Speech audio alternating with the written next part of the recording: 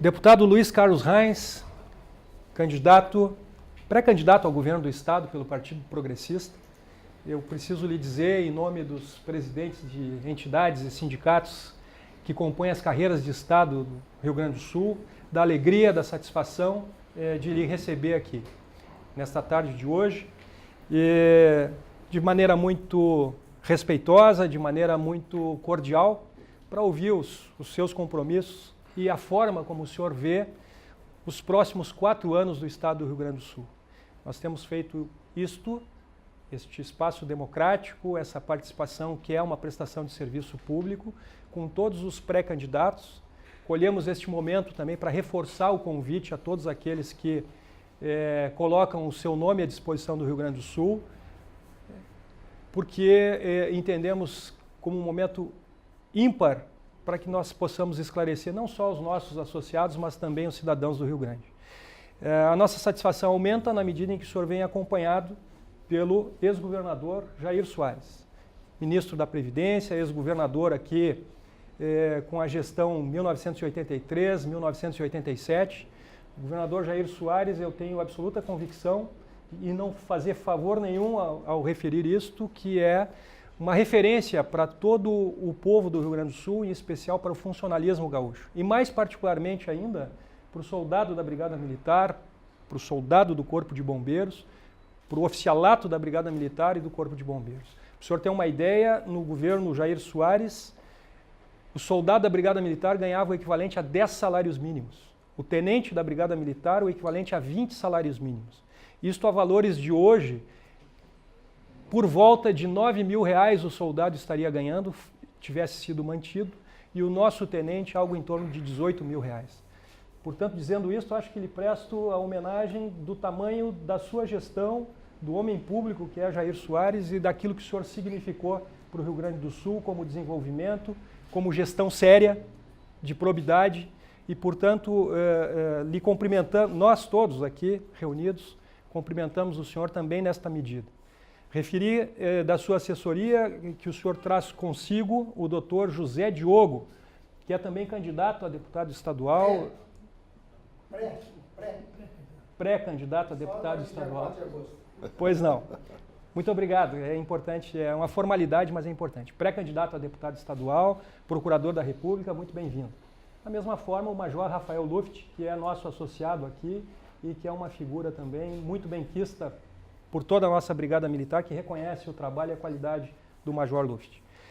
Estamos todos reunidos aqui para lhe receber. Dr.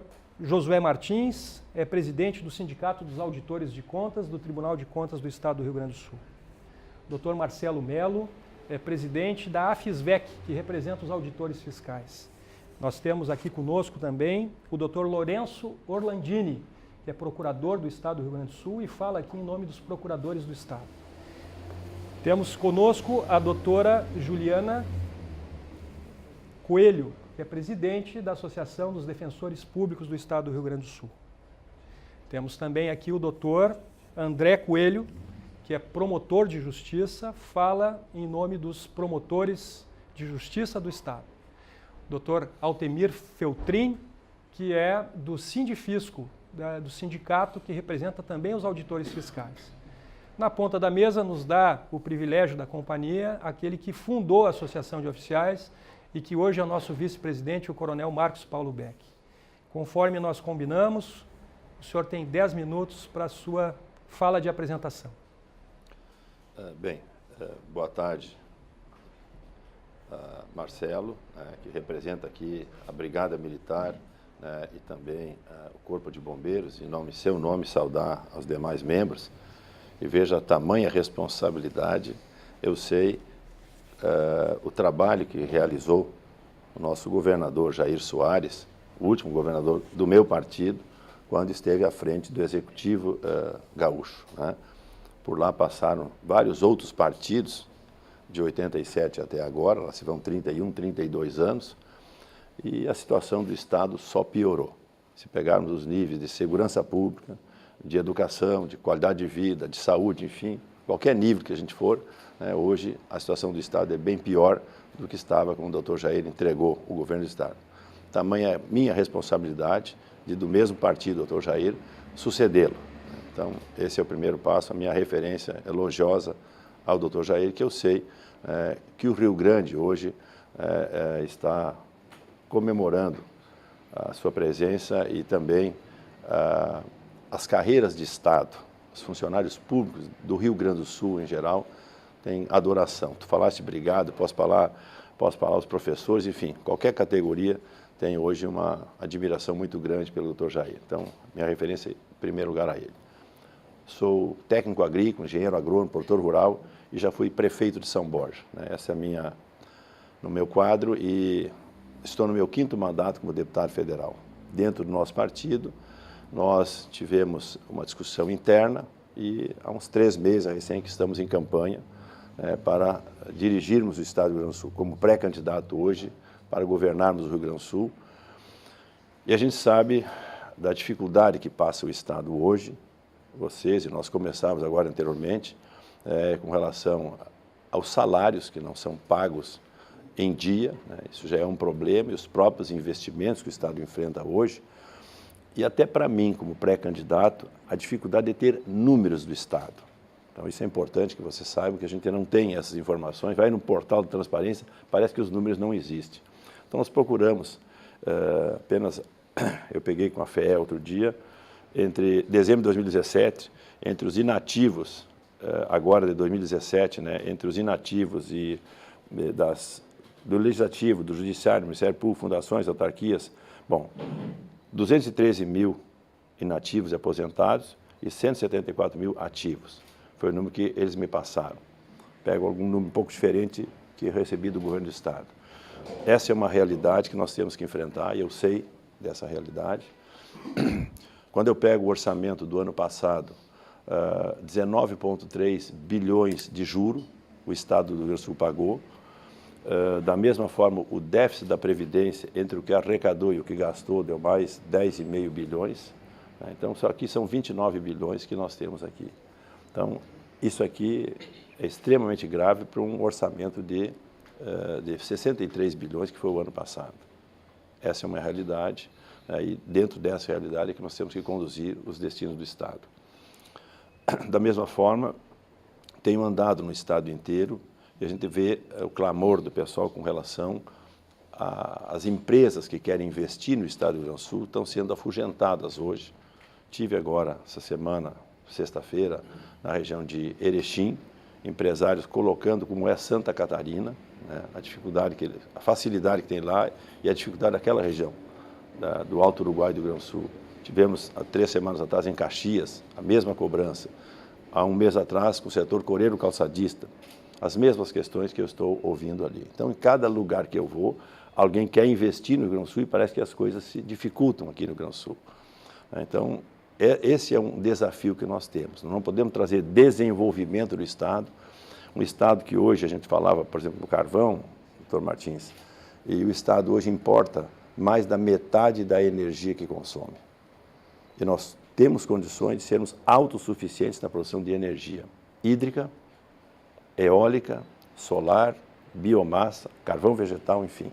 Tem potencialidades no Rio Grande do Sul para sermos exportadores de energia. Então, aqui terá um foco da nossa administração para que o Estado seja autossuficiente em energia. Eu não posso falar em desenvolvimento se eu não tiver energia. Eu não posso falar em desenvolvimento do Estado se eu não tiver a infraestrutura do Estado, que o Estado hoje não tem condições de apostar e de gastar em rodovias que nós precisamos. As ferrovias não são do Estado, são da União, são concessionadas, mais de 3.000 quilômetros de ferrovia, mais de 1.000 quilômetros desativados, por falta de cobrança da concessionária que use essas ferrovias. Tenho trabalhado muito esse tema como deputado, doutor Veronese, lá de Santo Ângelo, tem nos ajudado, e alguns outros procuradores federais. Da mesma forma, as hidrovias do Estado, hoje, se eu pegar as hidrovias do Estado, 1.200 quilômetros, foram planejados, doutor Jair, no tempo dos governos militares, e nunca mais praticamente foi dada atenção para essa questão. Então, como é que eu vou ter a logística das mais caras do país está no Rio Grande do Sul? 18%, 19%, 20% da logística. Bom, alguma coisa tem que ser feita em cima dessa área fundamental, que é a questão da logística. Eu tenho um porto de Rio Grande, onde às vezes paga 4, 5, 6 anos para fazer uma dragagem, não está sendo feito. Por ali saem as riquezas do Rio Grande, por ali entram as riquezas do Rio Grande do Sul. Está no nosso foco, né? Energia, infraestrutura de ferrovias, de hidrovias, as estradas, sejam as estradas estaduais ou as estradas federais. Eu tenho 62 municípios sem acesso asfáltico hoje no Rio Grande do Sul. É um desafio que eu tenho que enfrentar, porque ali na região no norte do estado, o pessoal coloca, às vezes, 3 quilômetros de asfalto, 5 quilômetros de asfalto, 10 quilômetros de asfalto, traz turismo, que já está sendo explorado em Santa Catarina e eu não tenho do lado de cá do Rio, com as mesmas riquezas naturais que tem aqui. Então, essas áreas são fundamentais que nós estamos vendo ali e está no nosso foco, como gerar desenvolvimento e o Estado ser o indutor do desenvolvimento, né? E não o Estado atrapalhar o desenvolvimento. Então, essa é uma questão que os empresários estão reclamando. Quando ouço o setor coreiro calçadista, eles me mostram quantos empregos o Rio Grande do Sul perdeu das empresas gaúchas, tipo o Grandene, por exemplo, só ali foram 18 mil empregos embora para o Nordeste. Como eles, tantos outros. O Vale do Calçado hoje está na situação que se encontra e buscam alternativas, como fazer para migrar novamente esses empregos para o Rio Grande do Sul. Então, nós temos que trabalhar essas questões e queremos fazer, né, que esse desenvolvimento volte harmonicamente em todas as regiões do Estado. Tem regiões mais envolvidas, como é o eixo de Caxias, tivemos na SIC de Caxias recentemente, e a mesma coisa é o que eu ouço lá, né? Então, todos eles nos cobram. Agora, imagina regiões menos desenvolvidas, como é a minha região, fronteira oeste do Rio Grande do Sul, por exemplo, a região sul, a metade sul do Rio Grande do Sul, que precisa de desenvolvimento também, né? Então, o que a gente tem, e tem potencialidades muito grandes no Rio Grande do Sul, né, na área que eu trabalho, que é a área da agricultura, o que a gente pode fazer para desenvolver, fora outras áreas que nós estamos vendo aí. Então, nós temos algumas ideias, né, que a gente está trabalhando no plano de governo sobre os diferentes temas, sobre educação, sobre segurança, sobre desenvolvimento, enfim, né, o que a gente precisa, saúde, que também é um problema sério hoje. Você pegar um dado da FAMURS, doutor Jair, 714 mil consultas especializadas e cirurgias especiais represadas por falta de um atendimento. 2 milhões de usuários hoje estão na tal de ambulância-terapia no Rio Grande do Sul. Como resolver esse impasse, né, em cima da saúde, que é um problema sério hoje. Tive agora, como é que é o delegado, lá na região de Santa Rosa, delegado, fala, parece que em 12 ou 13 delegacias tem 3 funcionários, entendeu? Ok. Isso é uma constante no estado inteiro.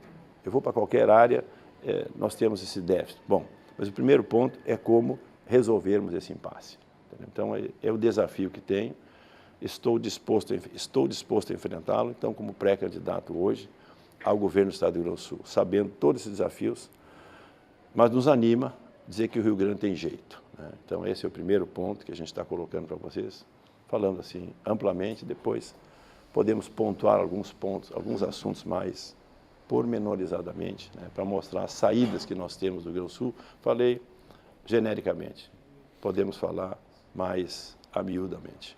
Agradeço ao pré-candidato essa fala inicial. Aproveitar para registrar a presença do delegado Cleiton Freitas, que é presidente da Associação dos Delegados, a alta gestão da Polícia Civil também conosco nessa tarde. E de imediato passar a palavra ao Dr. Josué Martins, que, através da fala do Dr. Josué, a voz dos auditores de contas do Estado vai propor ao senhor uma reflexão. Muito obrigado, Coronel Frota. Saudar aqui o nosso pré-candidato, Dr. Heinz, nosso ex-governador Jair Soares, cumprimentar todos os colegas de mesa aqui na figura do próprio Coronel Frota. Pré-candidato, uma das questões que me chamou a atenção na sua fala foi a ideia de transformar o Estado num indutor do desenvolvimento, não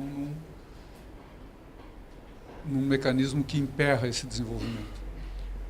O Sindicato dos Auditores tem trabalhado muito junto com a Auditoria Cidadã da Dívida Pública e tem discutido muito a questão da dívida do Estado. É sobre esse tema que eu gostaria de tratar com o senhor. Nós conversávamos um pouco antes aqui desse evento, né, sobre a forma que assumiu a dívida do Estado a partir do contrato que foi renegociado lá em 98, em que a União nos impunha então 6 condicionantes, né, para que aderíssemos àquele contrato. Um deles, o de sempre, é diminuir o tamanho do Estado, privatizar o Estado. O outro, de sempre, é restringir as despesas com funcionalismo público, né? Quer dizer, sem funcionalismo não tem Estado, então diminui aí também e vai diminuindo o Estado. E, portanto, a sua capacidade de gerenciar a economia, inclusive de pensar o desenvolvimento. E outro dos condicionantes, ainda lá de 98, era um teto para investimento público, não um piso mínimo, um teto para restringir que o Estado investisse mesmo. Como resultado desse teto, na média, o Estado pagou pela sua dívida 2,5 vezes a mais do que investiu, né? Então, aquele contrato lá atrás nos trouxe uma série de condicionantes, uma série de restrições à atuação do Estado. Atualmente, o governo do Estado tenta negociar um chamado regime de recuperação fiscal. O regime de recuperação fiscal, ele é aquele contrato lá aprofundado. Em vez de 6 condicionantes, tem 21. E, de novo, os principais são diminuição do tamanho do Estado, privatizando o que sobrou da área de energia, de saneamento e financeiro, e tem um item lá, e outros, quer dizer, inclusive pode ir o que bem entender. Permanece as restrições aos servidores, só que em vez de um item, são 9 itens agora, dos 21. O primeiro é a privatização e uma série de outros, entre esses 9 sobre os servidores. Então, na verdade, o que a gente percebe nesse contrato atual é que ele tem servido muito mais como uma forma, o atual e o que se pretende com o novo regime, muito mais como uma forma de a União gerenciar as finanças do Estado e restringir a nossa autonomia financeira, né? Tanto que no novo regime a gente praticamente não vai precisar de secretário de Finanças, porque vai ter uma tríade que vai gerenciar a Secretaria da Fazenda, né? 2 nomeados pela União e 1 pelo Estado. Então, o que se percebe é que só aumentam as restrições por esse lado, né? E esse mecanismo de usar a dependência financeira como uma forma de aprofundar a diminuição da autonomia administrativa do Estado, na nossa opinião, precisa ser repensado. E aí a pergunta em função disso o governo do Estado não está conseguindo assinar o regime. Supondo que ele não assine, o senhor vai assinar? E supondo que ele assine, o senhor vai revisar? Responder. Doutor José, eu tenho falado um assunto e a minha agenda, por aqui nós vamos começar a resolver o problema não apenas do Rio Grande do Sul, mas de diversos estados da União. O meu encaminhamento será diferente. Para que os senhores tenham uma ideia, eu faço parte de uma comissão da Lei Candir. E no relatório, dados de julho do ano passado, julho de 2017, os estados brasileiros têm para receber da Lei Candir, vou arredondar, 550 bilhões de reais. E estão para pagar 650 bilhões de reais. É mais ou menos 80% do que devem, tem para receber. E praticamente esse assunto já está esgotado, porque quando se discute, agora, por exemplo, eu fui com o presidente Rodrigo Maia, pedir a ele, olha, nós queríamos que votasse o relatório da comissão na Câmara. Aí está pedindo, olha, primeiro tem que fazer uma reunião com o ministro Eduardo Guardia, ok? Ministro da Fazenda. O que nós queremos fazer, objetivamente, né? Para que os senhores tenham uma ideia, o que São Paulo está devendo hoje para a União é 3 vezes o que deve o Rio Grande do Sul. Vou arredondar. Rio de Janeiro deve mais ou menos 2 vezes o que deve o Rio Grande do Sul. Minas Gerais, só para falar 4 estados, deve 1,5 vezes o que deve o Rio Grande do Sul. Então, a nossa ideia é fazer uma frente de deputados, primeiro de governadores, com as suas bancadas federais. Nós temos 31 deputados federais e 3 senadores. Eu nunca fui convidado para participar de uma conversa no Ministério da Fazenda ou na discussão da dívida, doutor Jair. O meu papel é liderar os estados devedores. Estou falando todos. Santa Catarina, falava com o Esperidião, deve 10, quase 11 bilhões. Ok? É menos que a nossa, mas deve. Nós estamos em torno de 70, a nossa dívida. Tem que haver uma pressão diferente em cima disso aqui, uma negociação diferente entre o que nós temos para receber e o que nós pagamos. Agora de manhã eu preciso da sua orientação, da orientação dos procuradores, no caso. Estava na reunião lá na Júris, agora de manhã, o Tribunal de Contas do Estado. Meu colega. Ok. Então, ele comentando sobre trabalhos que tem. Tem uma decisão do ministro Gilmar Mendes, Supremo Tribunal Federal. Eu já estive lá com o ministro Nardes, não é ele que está tocando esse assunto no Tribunal de Contas da União. Então, nós temos que utilizar esses mecanismos, esses expedientes, para nos assenhorarmos da situação e aí começar a discussão. Não é simplesmente eu ir lá em Brasília e pedir um prazinho. O que está sendo feito hoje me dá uma negociação para que o Estado, por uma decisão judicial, não paga esta conta desde julho do ano passado, quase 300 milhões mês. Não está pagando, ok? Já ajudou, né? Isso eu sei que ajudou. Agora, se não paga 3 meses, um ano, isso vai dar quase 3 bilhões e alguma coisa. E mais o juro. Agora, eu vou mais 3 anos. Essa conta seguramente vai estar quase 90 bilhões daqui um prazo mais, como o novo governador já assumiu o Estado do Rio Grande do Sul. Então, não é essa a negociação. A negociação é uma força política, né, que nós vamos fazer isso, sim. Posso dizer, porque eu nunca fui governador e o meu partido nunca esteve no governo. Então, eu vou fazer isso e vou liderar, né, conversar com o senador Anastasia, dizendo a ele é pré-candidato ao governo do Estado de Minas Gerais. Tem essa situação que nós temos que fazer. Vamos usar essa força política dos governadores, dos deputados federais. São Paulo tem mais deputados federais que nós. Minas, Rio, tem mais deputados que o Rio Grande do Sul. Então, vamos usar toda essa força. Serão 300, 400 deputados para pressionar o futuro presidente da República, entendeu? Porque essa questão será para o ano que vem. O meu foco será esse aí. Se nós tivermos êxito, começaremos a resolver os problemas do Rio Grande do Sul, em todas as áreas, principalmente no funcionalismo, entendeu? Então, aqui eu acredito que essa forma de negociação, em cima dessa decisão do Supremo, o pessoal do Senado já está me assessorando, já tem um ex-auditor da Receita trabalhando nesse assunto, conversava com o doutor Diogo, né, em cima desse assunto aqui, já fazendo referência a ele, no próprio Tribunal de Contas da União e vocês, da Procuradoria ou do Tribunal de Contas, as orientações que tiverem, para mim e para qualquer um, é extremamente importante. O meu foco será esse aí, porque aí não é simplesmente aderir ao programa, ele aderiu porque está asfixiado, entendeu? Simplesmente bota para frente, não vou resolver, mas eu vejo hoje que tem saídas diferentes. A minha saída será essa, pressão política. Os caminhoneiros pararam o Brasil, ok?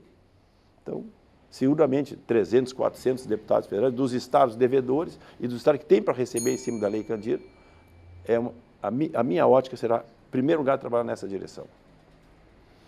Agradeço ao pré-candidato, deputado federal Luiz Carlos Rentes, pré-candidato ao governo do Estado. Nós vamos ouvir os promotores de justiça na fala, na voz do doutor André de Azevedo Coelho, que aqui representa a Associação do Ministério Público. Boa tarde a todos.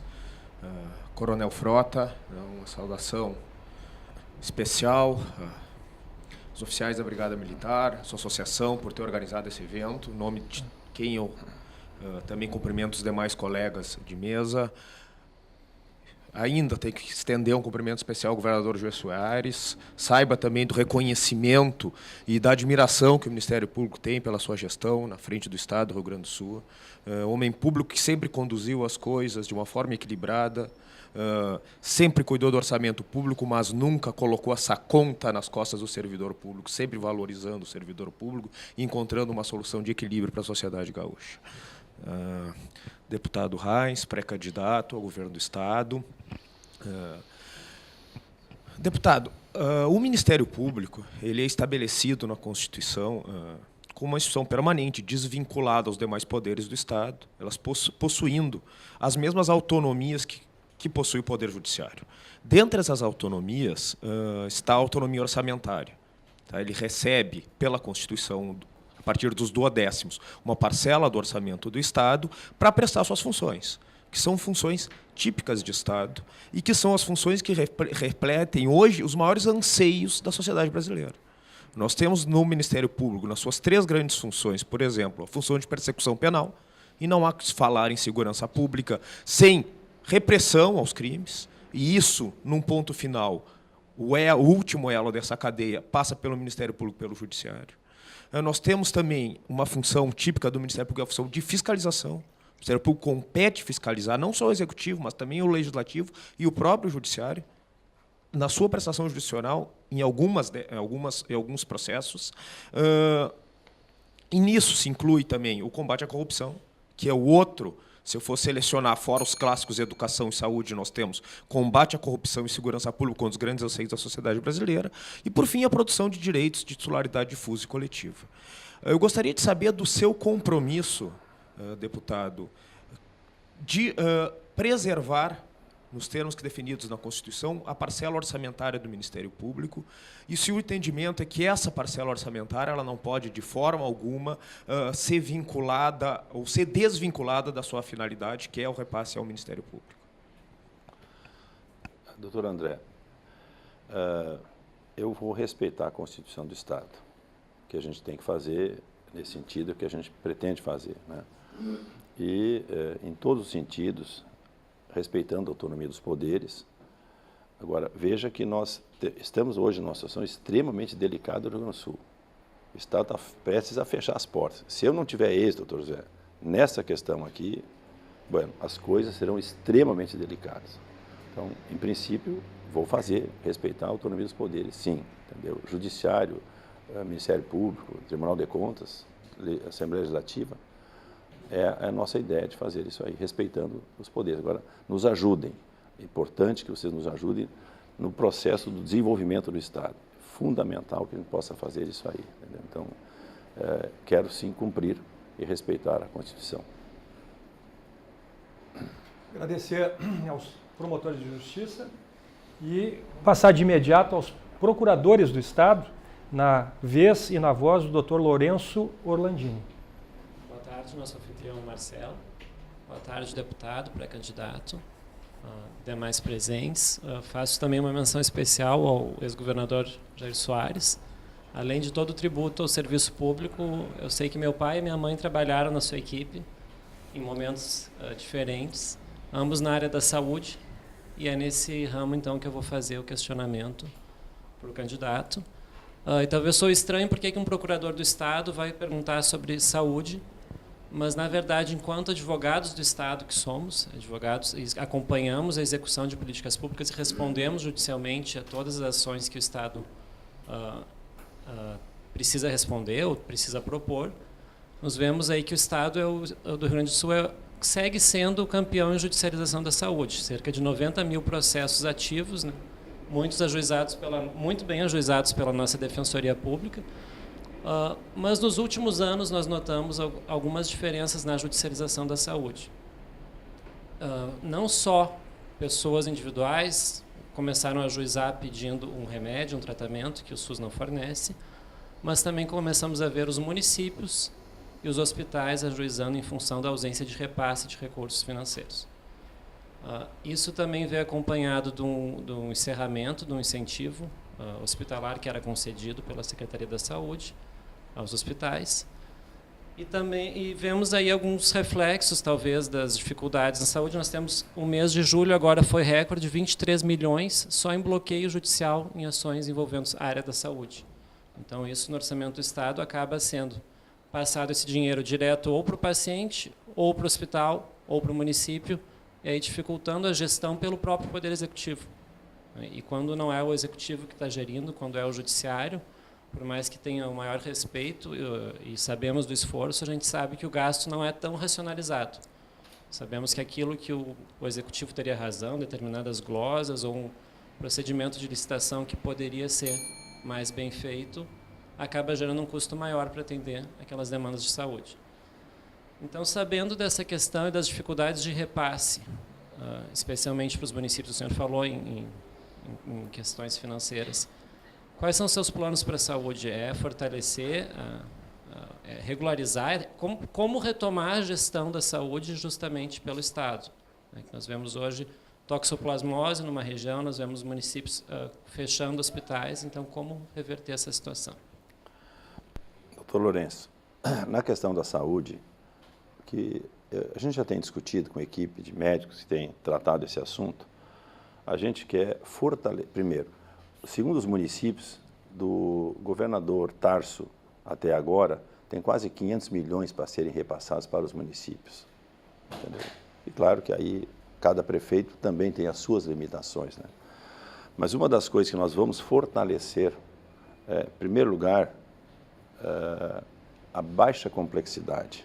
Os hospitais locais, que existem hoje em torno de 80, 90 pequenos hospitais, têm que serem fortalecidos, porque vão morrer.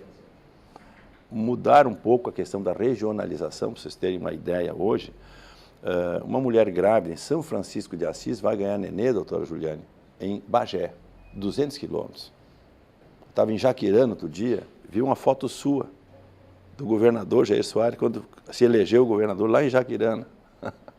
E ali diz assim, um bebê vai nascer em Parobé, 140 quilômetros. Imagina esse problema. E o que a gente tem que fazer? Primeiro, simplificar esse processo, fortalecer os pequenos hospitais, que nós vamos começar a resolver esse impasse. Segundo, os hospitais de média complexidade, que são em torno de quase 300 no estado do Rio Grande do Sul hoje. Segundo ponto, darmos atenção para os média complexidade. Aí, depois, a alta complexidade, que aí eu vou ter em Passo Fundo, que eu vou ter em Caxias, que eu vou ter em Santa Maria, que eu vou ter, né, em Porto Alegre, ok. Deve dar uns 20, a alta complexidade. Então, está aí as filas, vão na Santa Casa, vai no Instituto do Coração, qualquer lugar, as filas que você tem. Então, esses 3 níveis é que nós temos que atacar. Como resolver esse impasse e fazer o atendimento ser aonde ele tem que ser feito. Na região que tem a média complexidade, primeiro na baixa, depois na alta, na média, bom, em último caso, ele vai sair para cá. E nós vamos rever essa questão dos partos. Esse é um ponto fundamental hoje, né? E depois procurar pagar, eu sei também. Mas aí falo o que eu já falei anteriormente, como resolver o impasse da dívida do Estado. Estão devendo hoje 500 milhões, fora o que deve para os hospitais, entendeu? Esse repasse que também é uma função deles para poder fazer isso. Agora, nesse ponto, você falou também com relação às ações judiciais. Acho que aqui a Defensoria, o Ministério Público tem que ajudar nesse processo. Quando eu falo ajudar, é no sentido, existe casos, por exemplo, é uma verdadeira indústria, hoje, de ações em cima da Prefeitura ou do Estado. Escritórios se especializam em cima disso. Então, tem que haver uma conversa, né, entre a Secretaria da Saúde, com o Ministério Público, com a Defensoria, com a Procuradoria, enfim, como resolver esse impasse, entendeu? Senão, não tem jeito. Verdadeiras indústrias em cima do Estado ou em cima do município. Mas a nossa ótica vai ser separar os 3 níveis e fortalecer. O que não se pode, estava em Itapejara, doutor Jair, quando eu estive lá uns meses atrás, um senhor mostra uma escritura. Meu pai, para construir esse hospital, vendeu uma colônia de terras. Assim a sociedade fez, a maioria dos hospitais. O pessoal se cotizou e ajudou os hospitais. Se nós não fizermos nada, eles vão morrer. Lá tem um ginecologista, lá tem um pediatra, agora não tem uma UTI neonatal. Ok? Então, vai para a UTI neonatal quem precisar ir para a UTI neonatal. Agora, os casos, a maioria nasce como nasce todo, e nunca morreu uma pessoa lá, entendeu? Nenhuma criança morreu lá. Então, esse é um quadro que estou falando nesse caso, mas a gente quer rever essa atual política para poder fortalecer os hospitais locais, pequenos, de baixa complexidade, depois média, e assim, depois, por último, alta complexidade. Tem que dividir esses níveis e atuar dessa forma. Ok? Pré-candidato, deputado Luiz Carlos Reins, pré-candidato ao governo do Estado, agradecemos a sua resposta aos procuradores do Estado e encaminhamos a reflexão do Dr. Altemir Feltrin, que fala em nome dos auditores fiscais do Sindifisco. Boa tarde, especial Coronel Frota, nosso anfitrião. Obrigado. Boa tarde, Coronel Frota, nosso anfitrião. Em primeiro lugar, parabenizar a ZOF-BM pela iniciativa. Um abraço também especial a todos os representantes das demais carreiras de Estado que aqui integram essa mesa. Uma saudação ao nosso querido ex-governador Jair Soares né, que de forma tão profícua e carinhosa conduziu os destinos do nosso Estado. Uma saudação também ao colega José Diogo, pré-candidato a uma cadeira no nosso Legislativo Estadual. Uma alegria contar com a sua presença. E nossa saudação especial, pré-candidato Luiz Carlos Reis. Já tivemos a oportunidade de conversar no Sindifisco RS. Mais uma vez, é uma alegria e uma honra poder contar aqui com esse espaço de debate, debate aberto, debate franco, e em que nós podemos realmente colocar, né, à disposição da população que está acompanhando pelas redes sociais, né, todas essas questões importantes para o destino do nosso Estado. O Sindifisco RS, ele possui aproximadamente 1.500 filiados, representa a carreira dos auditores fiscais da Receita Estadual, responsável pela administração tributária, uma carreira definida constitucionalmente como essencial ao funcionamento do Estado, que tem a nobre e grandiosa missão de buscar os recursos para que o Estado, né, de forma lato sensu, possa praticar as suas políticas públicas. Embora com uma defasagem de aproximadamente 50% no seu quadro funcional dentro da Receita Estadual, nós podemos dizer que a arrecadação de ICMS no ano de 2017 superou em mais de R$1 bilhão o valor de expectativa em comparação com o ano anterior, com o ano de 2016. Ou seja, mesmo com um quadro reduzido, o trabalho tem sido realizado com a qualidade, com a eficiência, com a dedicação dessa carreira que a gente tem muito orgulho de participar, de fazer parte. E, diante disso, eu gostaria de colocar que nós defendemos uma reforma tributária solidária que está sendo trabalhada hoje em Brasília. O deputado tem informação disso, né? Quero lhe passar também, ao final, um livro sobre essa reforma tributária solidária. Dizer que é uma reforma que busca um pouco mais de justiça nesse nosso país. Não é possível que nós possamos conviver com naturalidade num regime em que o Zé da esquina, que tem uma caminhonetinha para entregar a pizza da sua pizzaria, paga IPVA dessa caminhonetinha. E os cidadãos que andam de jatinho não pagam um centavo sobre esse jatinho de IPVA, porque não existe IPVA para isso. Então, são certos absurdos tributários que têm que ser corrigidos no nosso país. Paralelo a isso, o Sindifisco trouxe uma campanha, inclusive na mídia, com 5 receitas de ações, né, que não focam necessariamente na redução da despesa à solução da crise do Estado do Rio Grande do Sul. Né? Nós batemos muito forte nesse ponto em que grande parte da solução está em trabalhar a receita. Eu gostaria de saber a opinião do pré-candidato, o que o senhor pensa a respeito disso. E também em relação à autonomia que nós buscamos para a administração tributária. Nós acreditamos na necessidade de uma administração tributária forte e autônoma. Gostaria de saber o que o senhor pensa em relação a isso. Doutor Altemir e também o Marcelo, né, que são da mesma área ali, eu tenho ouvido muito, e aqui acho que é um ponto que vocês vão nos ajudar, tanto os fiscais como os próprios técnicos, enfim, todas as áreas de vocês, em cima do combate à sonegação. Eu recebo a demanda do pessoal do cigarro, do Paraguai ou daqui mesmo. Quer dizer, é uma evasão de receita para o Rio Grande do Sul. Quando foi delegado, quando eu fui prefeito, o delegado Weber Kebach me dizia assim: prefeito, aqui na sua cidade, São Borja, é um ponto de entrada de droga e um ponto de entrada de arma. Eu já conhecia, Marcelo, a questão do abigeato ligado. Bom, o que eu vou fazer? Era um problema, isso naquela época, 93, 96, imagina hoje, como é que está esse problema. Mas agora eu recebi, estive lá visitando a Tecnocinos, e um empresário, presidente da Associação Comercial de São Leopoldo, me coloca: vou lhe dar mais um item na sua agenda, que é o contrabando de desses equipamentos de informática, que hoje o Rio Grande do Sul está produzindo. E vão acabar as empresas gaúchas, porque hoje está vindo do Paraguai ou está vindo da China. Empresas gerando tecnologia aqui no Rio Grande do Sul. Então, precisamos fazer um trabalho forte em cima dessa questão, das auditorias, das fiscalizações, aonde quer que seja. Elas têm que existir, porque isso é uma forma de nós incentivarmos as boas empresas e evitarmos essas pessoas que estão trazendo contrabando e vão matar o Estado. Veja, um setor da informática, imagina nós perdermos esse setor que é a ponta hoje. Os caras, daqui a pouco eu vou embora. Então, acho que essa parte, e a gente está trabalhando também, junto com a Farsul, com a FEComércio, com a Federação dos CDLs, com a Fiergs, E já pediria para vocês também como simplificar o processo tributário do Rio Grande do Sul quando comparado com Santa Catarina, Paraná e outros estados, que estão atraindo empresas nossas, né, para poder, vamos dizer assim, investirem lá. Tu falaste no IPVA. Me disseram que gente de uma região do estado, lá no norte, falava, e os caras vão a Santa Catarina para fazer o IPVA deles lá.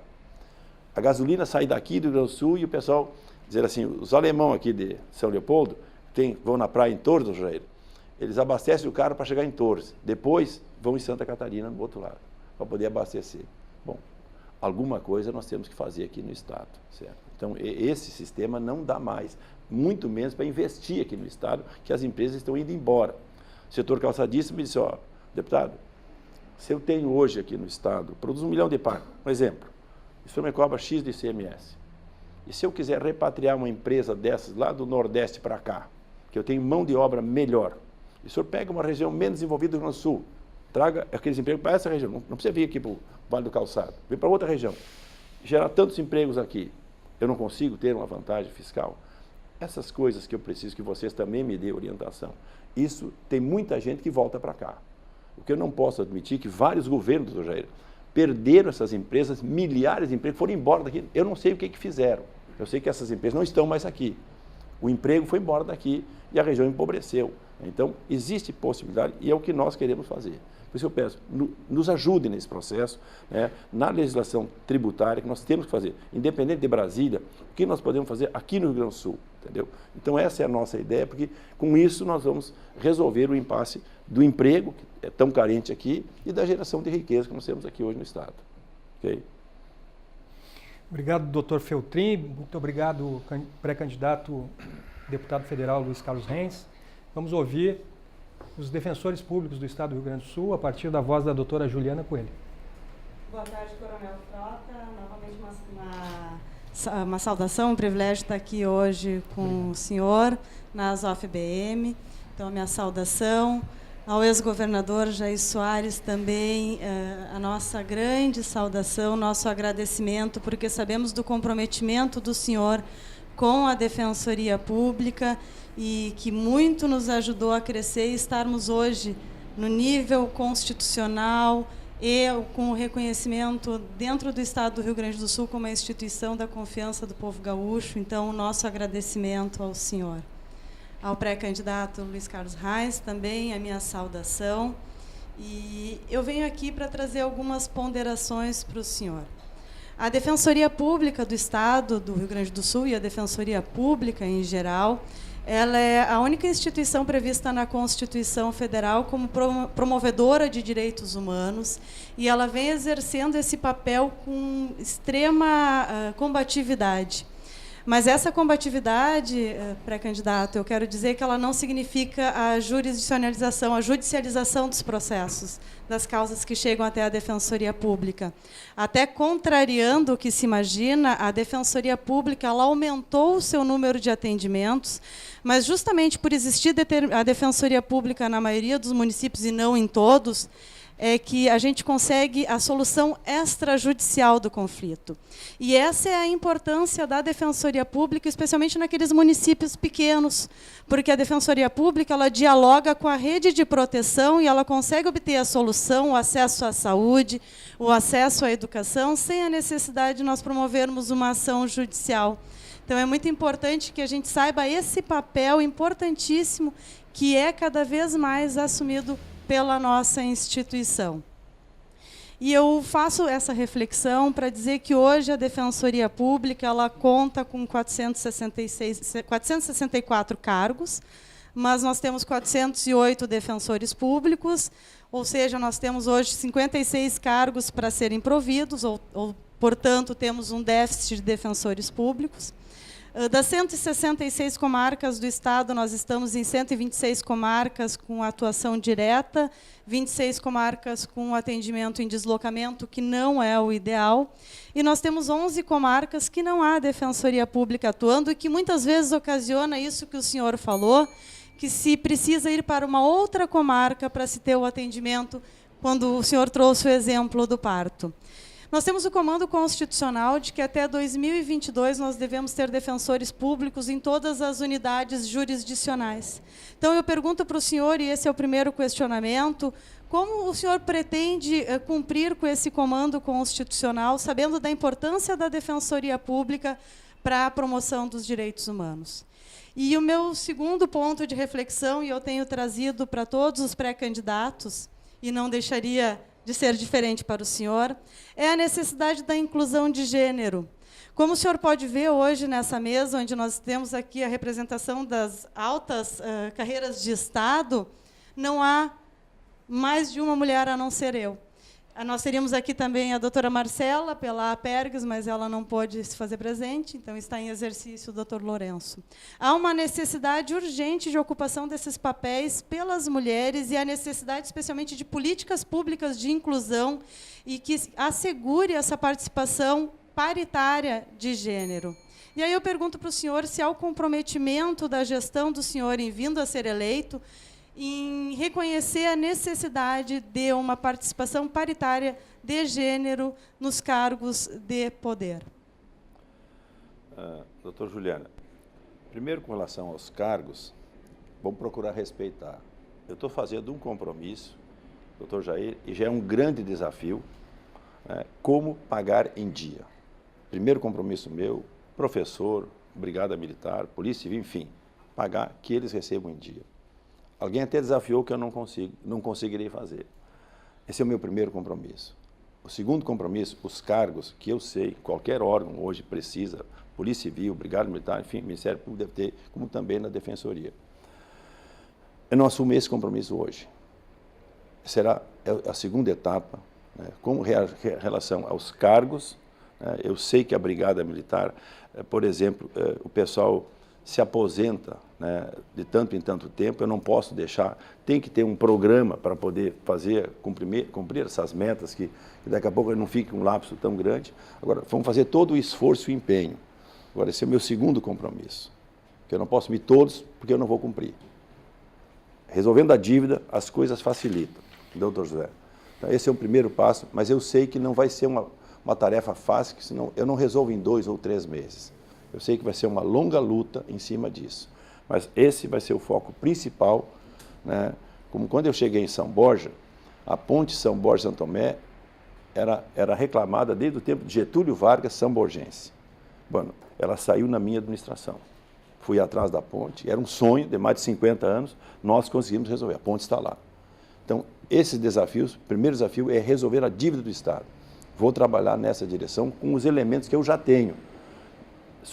Decisões do Supremo Tribunal Federal, Tribunal de Contas da União e vocês que possam nos ajudar aqui no Estado especificamente. Aí nós vamos começar a cumprir esses outros compromissos. O primeiro compromisso é pagar em dia. E com relação às mulheres, eu votei matérias específicas, nesse caso lá, para que tenhamos mais participação, desde as câmaras de vereadores até Câmara Federal, enfim, entendeu? A participação das mulheres na política e seguramente em todos os órgãos também, entendeu? Acho que isso aqui nós vamos dar toda a atenção a essa igualdade de gênero para que a gente possa prestigiar e privilegiar, entendeu? Funciona assim na minha casa. Eu sou minoria em casa. Minha esposa, minhas filhas, minhas netas, a maior parte são mulheres lá. Então, já sei como é que eu sofro não, vivo isso em casa. Então, contem com a gente e eu vou procurar respeitar isso aí também. Ok? Obrigado, doutora Juliana. Obrigado ao pré-candidato, deputado Luiz Carlos Reins. Vamos pedir agora que os delegados de polícia, alta gestão da Polícia Civil, proponham uma reflexão na voz do presidente da Associação dos Delegados, o amigo, fraterno delegado Cleiton Freitas. Coronel Marcelo Frota, Coronel Marcos Becker, em seus nomes, eu saúdo os demais representantes de associações. Queria saudar meu querido amigo, o sempre governador Jair Soares. Quando jovem, quando eu entrei para o serviço público, ainda jovem, no Poder Judiciário, vi o respeito que o senhor tinha com os funcionários públicos, né? Sempre teve esse respeito com o menor funcionário, mais humilde, até o maior cargo do Estado. E fico muito feliz em saber também que a sua sobrinha, né, a filha do meu querido amigo Luiz Azambur Soares Júnior, faz parte das fileiras da Polícia Civil, da minha instituição, né? Então, aqui fico muito feliz na sua presença aqui e qualquer outra solenidade que o senhor está, e são várias solenidades que eu tenho ido que o senhor é homenageado. Meu deputado Luiz Carlos Vai, eu sei que o senhor é preocupado e muito ligado ao homem do campo, né? E as cidades do interior. Eu trabalhei muito tempo no interior, né? Então a gente vê que a violência está cada vez chegando e com força muito grande nas cidadezinhas do interior, né? Contrabando, abigeato, drogas, assalto a banco. Agora resolveram explodir os caixas eletrônicos, né? E eu tenho visto, nós temos visto nesse decorrer desses anos todos, nessas gestões que têm passado, muitas vezes um número pequeno, né? Hoje em dia nós temos delegacias no interior com um policial. Isso não era para ser dito aqui, mas o senhor tem que saber dessa realidade, né? Eu evito falar em público isso, mas um policial. Delegacias precárias, postos da Brigada Militar muito precários, delegados tendo que, para substituir 2, 3 cidades, tendo que andar 100 quilômetros de chão batido, muitas vezes, para tentar suprir a ausência de funcionários. Então, primeiramente, eu queria saber qual a atitude a ser tomada nesse ponto, né? Outra situação é a situação carcerária. Nós temos um déficit assim, de 12 mil vagas para 37 mil presos aqui no Rio Grande do Sul. Inclusive, agora nós estamos tendo um grande problema, a Polícia Civil, a Brigada Militar, está acumulando presos em delegacias de polícia. É um lugar que não era para ter. Hoje, nós nos gabávamos que o Rio Grande do Sul era um dos poucos estados que não existia preso em delegacias. Hoje, nós estamos criando um grande problema para quem é atendido, o público em geral, que é atendido na delegacia, dá de frente, dá de cara com criminosos, né? Deitado e presos dentro de viaturas, né? Funcionários sendo constrangidos pelos presos. Então, eu também gostaria de saber qual a sua atitude nesse ponto, né? E a última é a elevação da autoestima do servidor público, né? Nós temos esse problema de, principalmente, o servidor do executivo, que está levando hoje a pecha o causador, um dos causadores da dificuldade financeira do Estado, né? Então, temos recebido parcelado, sem data, sem um planejamento de data e a valoração a ser disponibilizada, né? Então, eu gostaria também que o senhor também tocasse nesse assunto aí, no momento que o senhor assumir como governador do Estado. Delegado Cleito, segurança pública, saúde, educação, são deveres do Estado, fundamental. Isso aqui é o primeiro compromisso que nós temos, focar nessas questões, na segurança pública, né, na segurança, na saúde e na educação. São os nossos deveres principais e é o que eu vou procurar cumprir. A autoestima, Coronel Marcelo, eu visitei em Caxias do Sul a Brigada Militar. Dói na gente, como ser humano, um soldado. O senhor sabe por que não tem mais gente aqui hoje? Porque estão na fila do Banrisul, pagando 70, 80, 100 reais para receber o seu salário.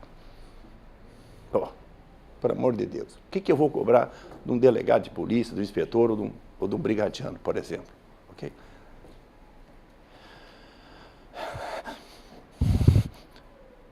Compromisso. Isso é o que eu vou fazer com vocês.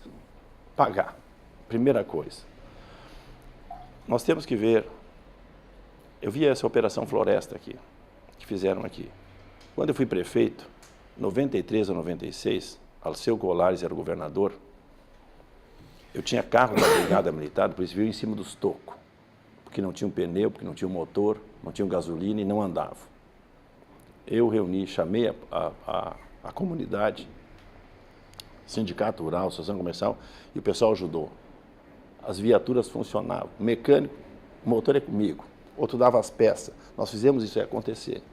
Eu votei na Câmara de Vereadores uma receita, um valor, não recordo quanto, tipo lá 10 mil por mês, para comprar papel, que não tinha na Polícia Civil, que não tinha na Brigada Militar.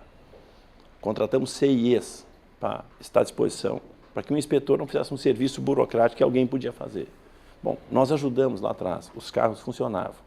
Que falei no caso do delegado Weber, que era um problema que nós tínhamos lá. Então, a gente deu atenção já naquela vez, entendeu? E quero fazer a mesma coisa, porque eu entendo hoje, aqui é o Ministério Público, não está a Júris aqui, mas eu reunia um mês ou cada 2 meses o juiz, porque aí tinha queixa da Brigada Militar, da Polícia Civil, eu reunia o juiz diretor do fórum, o Ministério Público, o delegado de polícia, o comandante da brigada, junto com as entidades de classe do município, e nós discutimos, lá eu tinha a Polícia Federal, eu também tinha a Polícia Rodoviária Federal, até o Exército eu incorporava nas operações, que tinha lá, as guarnições federais. Essa ligação a gente quer fazer. E agora vou dar força para os projetos que tem hoje aqui, para que empresários possam investir em segurança e ter lá abatido na sua despesa que tenha lá, o que investir em segurança pública. Okay? Isso aqui nós vamos fazer. Eu já fiz e quero fazer. É um compromisso que a gente tem. Para que a gente possa lotar esse pessoal. Agora, da mesma forma que falei para a doutora Juliana, primeiro compromisso é pagar em dia. Primeiro compromisso. E eu sei que eu vou pegar, já pedi para o doutor Diogo, né, se o nosso governador permitir, ele está me ajudando. Eu sei que se continuar assim como está, em janeiro o salário de dezembro será parcelado. Eu terei que pagar janeiro, dezembro e quem sabe o 13º. Bom, eu vou fazer um esforço sobre-humano para honrar o que eu estou dizendo. Primeiro compromisso. E depois as coisas continuarão para que a gente possa ter, vamos dizer assim, atender essas demandas que nós temos hoje nos setores fundamentais, né, que a gente possa ter. E essa tensão que possa ter com o comando da brigada, com a chefia de polícia, com o secretário de segurança, né, vão estar despachando diretamente com a gente. Essa é uma questão que a gente possa ter, valorizar quem vai fazendo segurança lá na ponta. E uma das coisas que a gente está prometendo também é dar segurança para quem nos dá segurança. Um inspetor, um brigadiano, não pode estar inseguro lá na ponta. Eu vi, quando o prefeito chegava lá, ele se tiroteando com um bandido, roubando gado. E quando chegava lá, na delegacia, daqui a pouco, já o ladrão está com o advogado lá. E aquele brigadiano, daqui a pouco, ser processado, o inspetor ser processado, porque ele não tem. Então, segurança tem que ser dada para quem faz segurança para a população do Rio Grande do Sul. Seja a Polícia Civil, seja a Brigada Militar. Esse ponto. Estamos discutindo a questão dos presídios, né, que tu falaste aqui também para nós.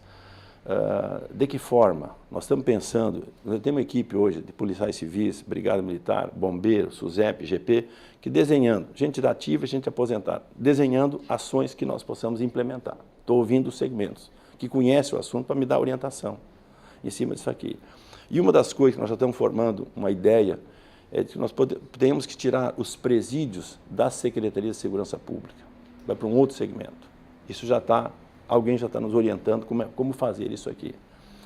E buscarmos recursos. Agora, nós votamos um orçamento, uma lei em Brasília, que vai fazer a interação, tipo um sistema único de segurança no Brasil, como é o Sistema Único de Saúde, outros sistemas que nós temos aqui também. Então, aquilo lá seguramente está se trabalhando para que tenha mais recursos, que possa distribuir mais recursos para os estados. Então, a gente vai ser melhor aquinhoado em cima disso aqui. Então, presídios, nós queremos dar uma atenção, né? Estudamos também a possibilidade das privatizações, não sei, estamos estudando essa possibilidade em cima desse processo aqui. Agora, vocês, as orientações que tiverem, para mim, são bem-vindas, entendeu? Para fazermos a segurança que a população precisa. não é nos grandes centros. Eu vou em qualquer lugar, de 3, 4 mil habitantes, também cobrando isso. Qualquer lugar. Aqui é pior. Mas nessas regiões nós vamos dar atenção. Okay? Ficar dentro do tema de segurança pública, então, pedir licença ao doutor Marcelo para eu propor essa reflexão, para nós continuarmos falando sobre segurança pública. Está visto aqui, pré-candidato Luiz Carlos Reis, que não há que se falar em segurança pública com seriedade sem se falar em orçamento. O governo nacional tentou aí o Plano Nacional de Segurança Pública, agora o Sistema Único de Segurança Pública. E isto não avança por uma série de motivos, mas não avança também porque não há um orçamento vinculado ao planejamento. Porque não há uma quantidade de recursos tais que se possa oferecer a que segurança pública ande. Aqui no Estado já se tentou uma das ideias da ciência da administração que diz que é possível fazer mais com menos. E nós até brincamos aqui de maneira tétrica, é possível fazer mais homicídios, mais latrocínios, mas não fazer mais segurança pública com menos. Isso não é possível. Tem uma outra máxima da ciência da administração, e o senhor disse há pouco. Esta sim se pode utilizar, que é a tese da reciprocidade. Quanto mais apoiado, quanto melhor suporte tiver o policial civil ou militar para o exercício da sua atividade, mais qualificado vai ser o serviço entregue ao cidadão. Então, orçamento é muito importante. Quando o Dr. Feltrin lhe pergunta sobre uma medida que vai trazer uma certa independência à receita pública no estado do Rio Grande do Sul, nós ouvimos com muita atenção isso, porque é o que nós temos colhido da necessidade de que daí possam surgir receitas. Porque outra coisa também que se tem verificado é que se exauriu as medidas que tratam do custo, as medidas que tratam da redução de direitos e de prerrogativas e fracionamento de 13º e parcelamento de salários. Quer dizer, toda essa situação que vai na coluna da despesa é uma situação equivocada do ponto de vista da segurança pública, até porque segurança pública não é custo, segurança pública é investimento. E nesse sentido, vai ao encontro do que o senhor coloca de promover um gestor que promova o desenvolvimento, que promova o turismo. Para fazer isto, são 4, basicamente, os serviços essenciais: saúde, o transporte, a educação. Agora, tem um dos serviços essenciais, que é a segurança pública, que é um serviço a priori, ele vem antes. Ele vai no direito de ir e vir, ele interfere na capacidade de trabalho, na capacidade de desenvolvimento de um Estado. Então, orçamento, a questão de priorizar, da tese da reciprocidade, efetivamente apoiar, acabar com esse caos carcerário, essa situação absolutamente deprimente de colocar o policial militar a manter o preso no xadrez da viatura. É absolutamente terrível. E nós temos aí, neste contexto todo, uma preocupação também que as nossas instituições sejam instituições de Estado e não de governo. As polícias civil, militar, em especial, mas os demais órgãos vinculados à paz e segurança pública, precisam ser entendidos como instituições de Estado.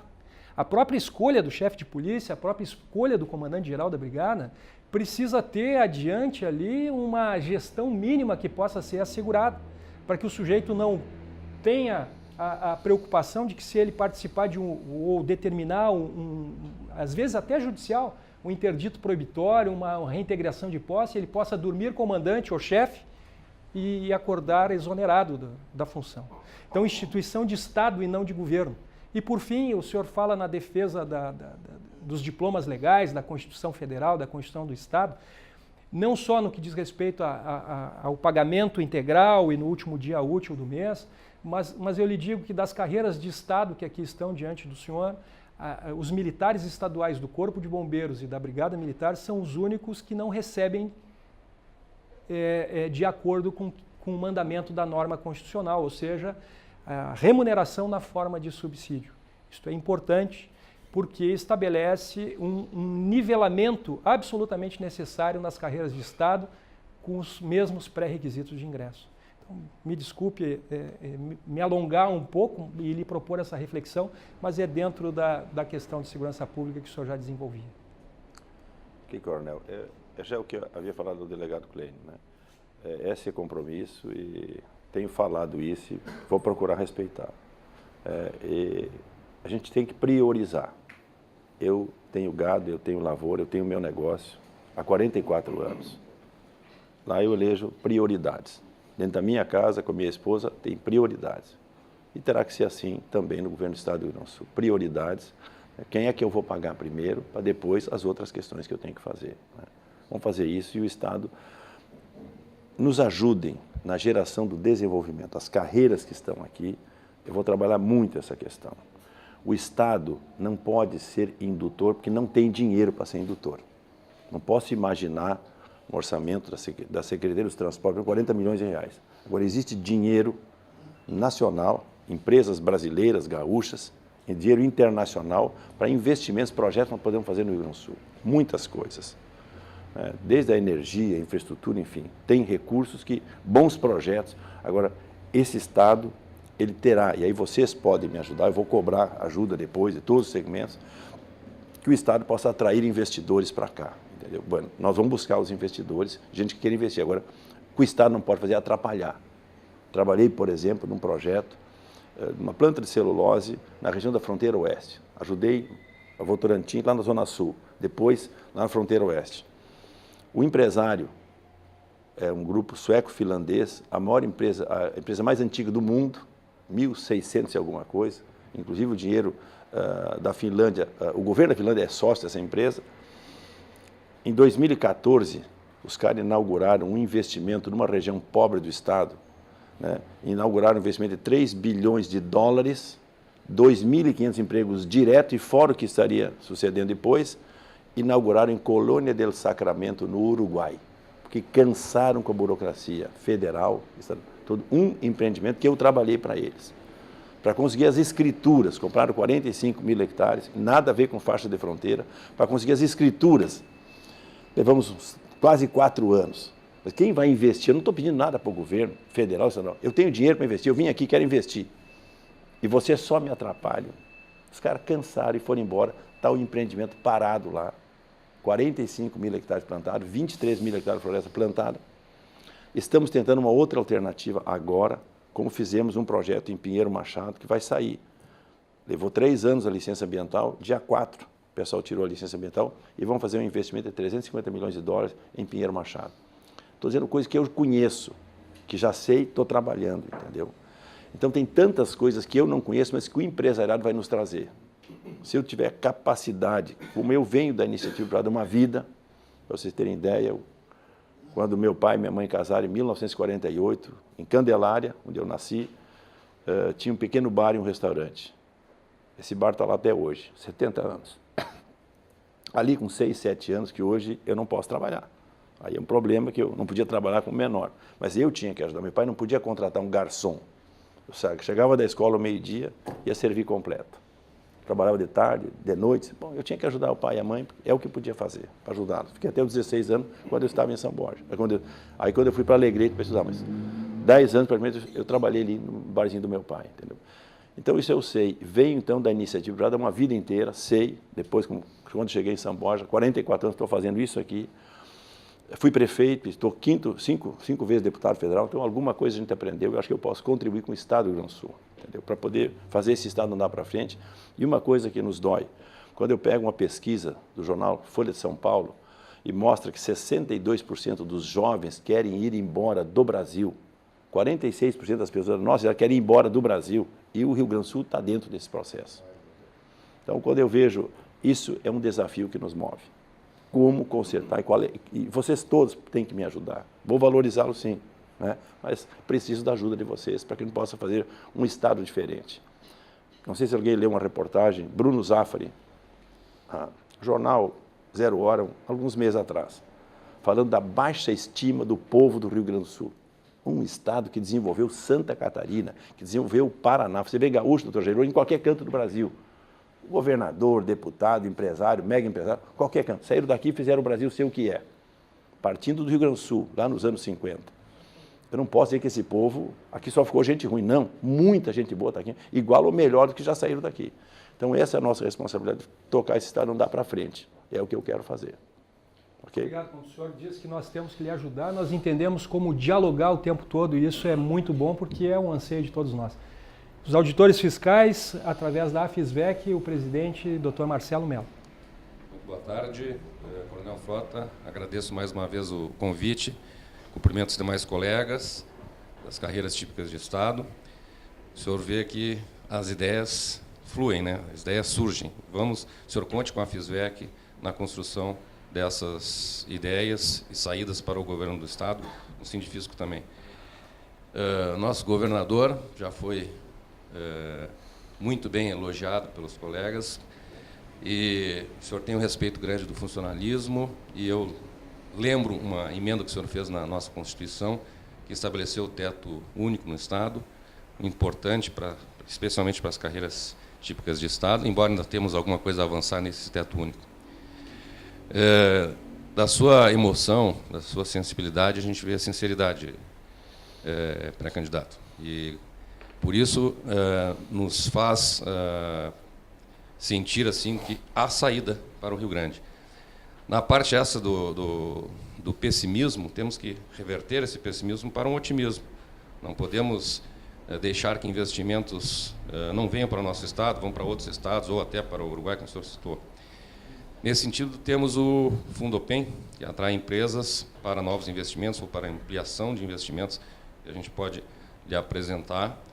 E a saída de empresas que ocorreu, num determinado momento, foi através da guerra fiscal, que hoje está sendo tratada através da Lei Complementar 160 e convênio específico.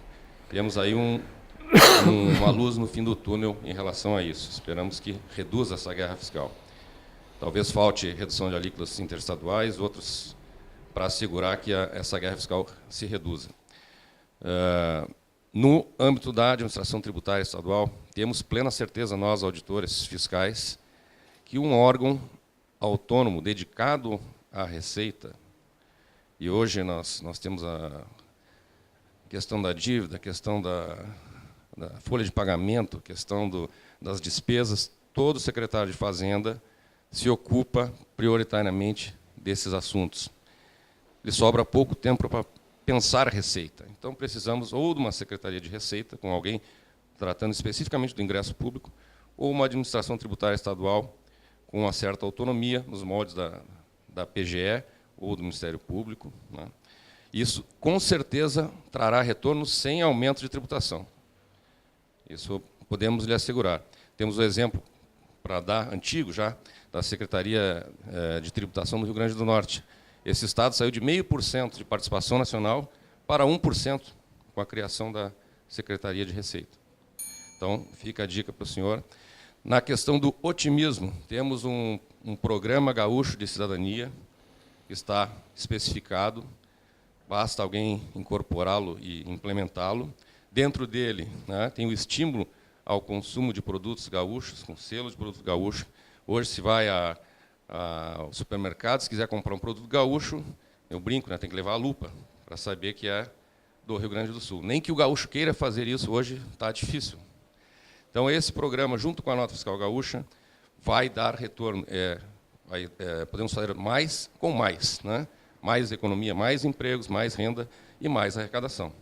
Esse é o recado, e pergunto ao senhor, nesses dois temas principais aí que eu falei, o Programa Gaúcho de Cidadania e a criação de um órgão autônomo, qual a sua opinião? Muito obrigado.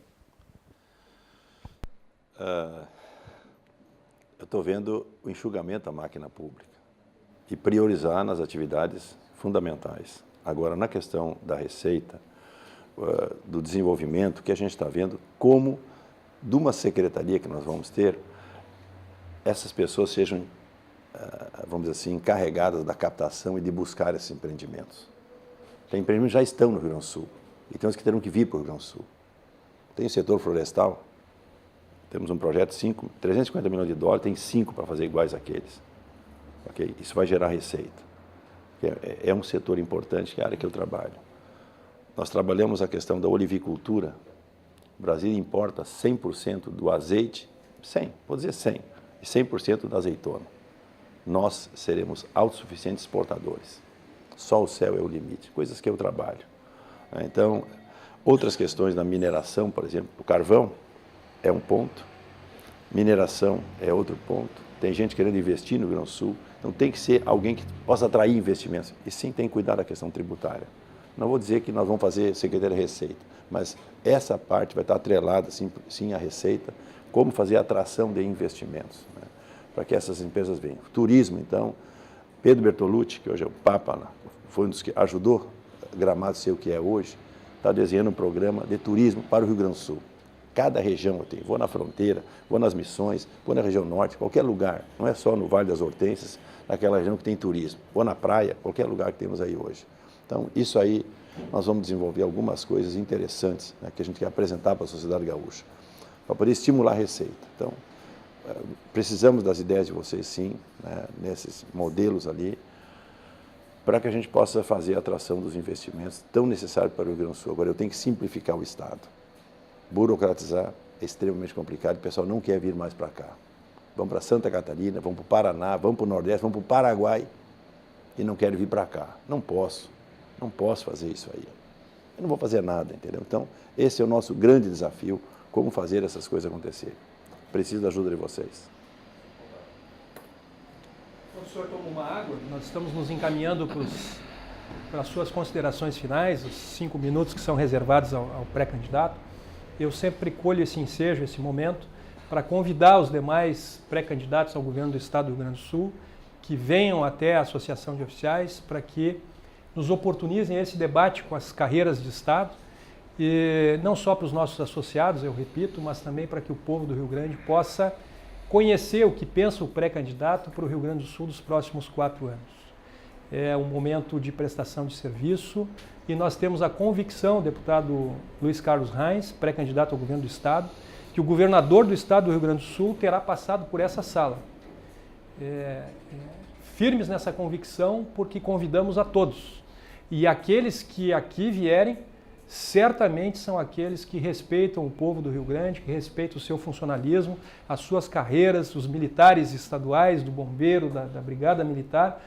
E nós temos dito, venham todos, porque nós temos a convicção de que aqueles que vierem, dentre aqueles que vierem, estará o futuro governador do Rio Grande do Sul. Seus 5 minutos para as considerações finais, ao tempo em que lhe agradeço demais a presença aqui conosco. Coronel Marcelo, Coronel Marcos, prazer estar aqui na casa de vocês. Da mesma forma, Feltrin, doutor André, delegado Clênio, doutor Josué, Marcelo e também Loreni e doutora Juliana. Muito obrigado pelo espaço, para a gente poder ter conversado, diálogo franco, aberto. E ao nosso Papa, que é o doutor Jair, que eu vi todo mundo elogiou, imagina a minha responsabilidade. Então esse é um papel que eu quero sucedê-lo, né?